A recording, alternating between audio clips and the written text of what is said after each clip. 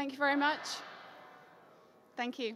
Hello, everyone. I'd like to thank the Government of Japan for hosting the conference and UNISDR for giving me the opportunity to present here at the Ignite stage.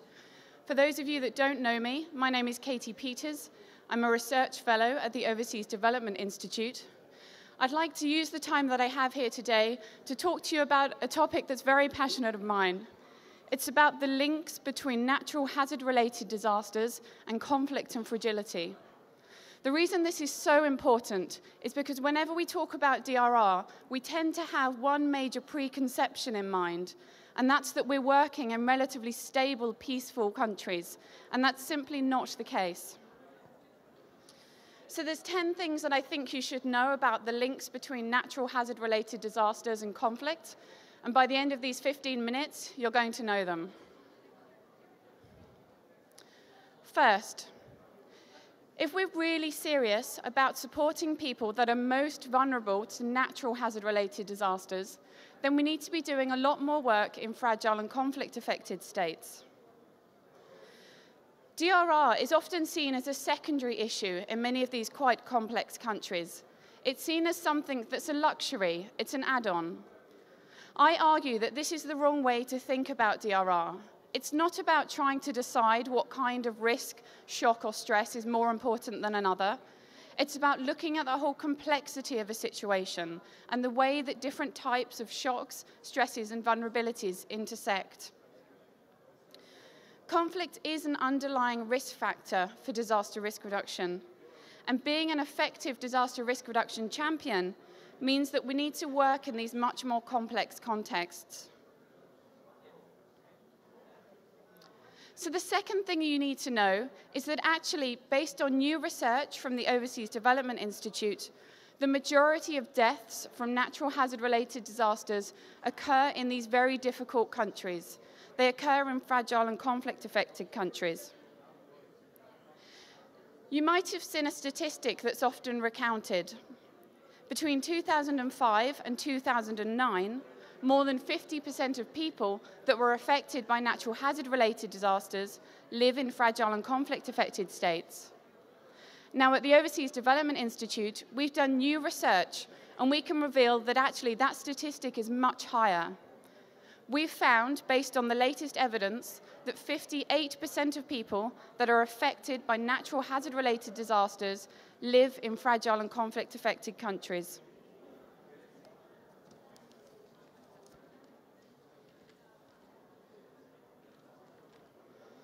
We also did some research to compare different types of indices.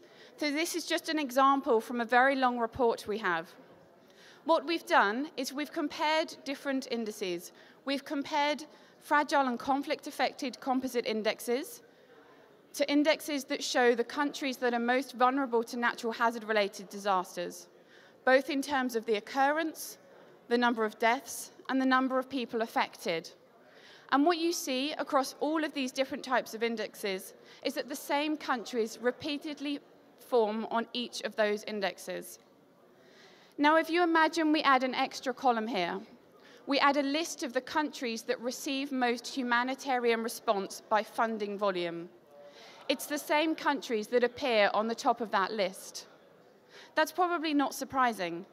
The countries that haven't yet fully developed their DRR institutions, policies, financial planning are not best equipped to deal with natural hazard-related disasters. So it's not surprising that they also receive a lot of humanitarian response.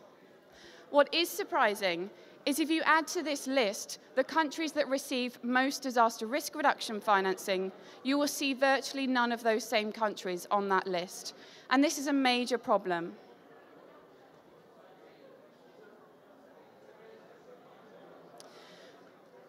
So particularly difficult country contexts that do experience a range of different shocks and stresses, they're often seen as one-off events. So we heard a lot, for example, about the drought in the Sahel in 2012, the floods in Pakistan in 2011, Cyclone Nargis in Myanmar. But we only tend to keep hearing about the very big disaster events that happen in these difficult contexts. The reality is that in fragile and conflict-affected states, natural hazard-related disasters are occurring year on year, often concurrently. And it's this combination of fast and slow onset disasters that are undermining the vulnerability of communities to cope. You take Somalia as one example. Not only has the country suffered from multiple different droughts over the last 10 years, but it's also been victim to severe floods, storms, and the impact of the 2004 tsunami. Okay, number 5, we're halfway through. So we've heard a lot here at the World Conference about the need for us as a DRR community to do much better about addressing the underlying vulnerabilities to natural hazards. Now, understanding the combination of different risk factors that result in a disaster is incredibly complex and complicated. If we add to that the fact that natural hazards also occur in fragile and conflict-affected states, the picture gets even more complicated. But it's really critical that we take seriously the fact that we need to think about the impact of weak governance on a state and a community's capacity to develop the appropriate DRR structures that are going to be suitable for the kinds of shocks and stresses they face. Now, without wanting to be too pessimistic, I'm afraid the situation is going to get worse. We heard just a moment ago from Chris Field about the latest findings from the IPCC report. And climate change, unfortunately, is already exacerbating current trends. Obviously, it's important for us to remember that it's not just these trends that are important, but it's a state's capacity, or their lack thereof, to deal with natural hazards that puts them most at risk of a disaster. Now, this map here comes from the GAIN Climate Change Vulnerability Index. Now, that's an index which ranks countries according to their vulnerability to climate change.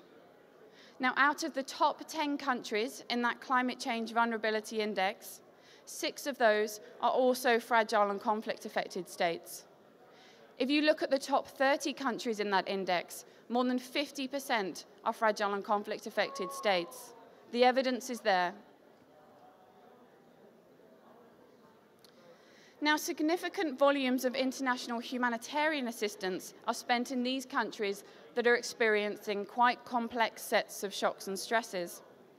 Humanitarian assistance is obviously vital, that's not in doubt. But actually, when you consider the volumes of money that are spent on response in comparison to the volumes of money that are spent on ex ante before a disaster work, actually we need to ask some quite serious questions of ourselves. Our new research from the Overseas Development Institute, it shows that with the exception of Bangladesh, in every single fragile and conflict-affected country, the amount that is spent on response far outweighs the money that is spent on disaster risk reduction.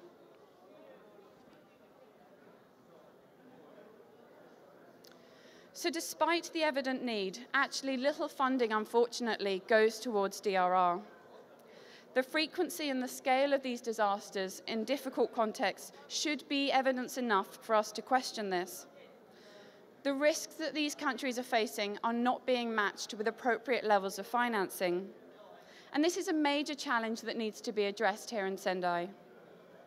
It also needs to be addressed in the other frameworks that will be coming out throughout this year and next year. For example, in Addis Ababa at the Financing for Development Conference, in the SGD conversations, and also in the World Humanitarian Summit next year.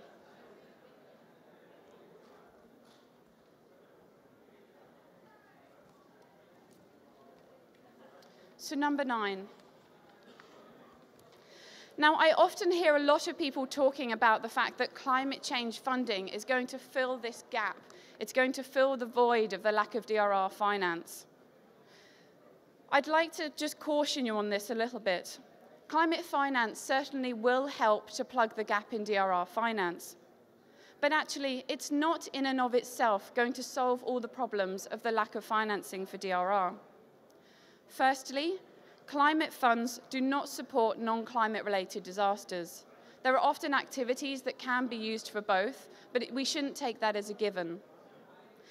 The second is that the eligibility criteria for a lot of the climate funds actually dissuade use in these very difficult, complex contexts. And research overall from the Overseas Development Institute shows that actually the majority of climate finance is not going to fragile and conflict-affected states. It's not going to plug this gap.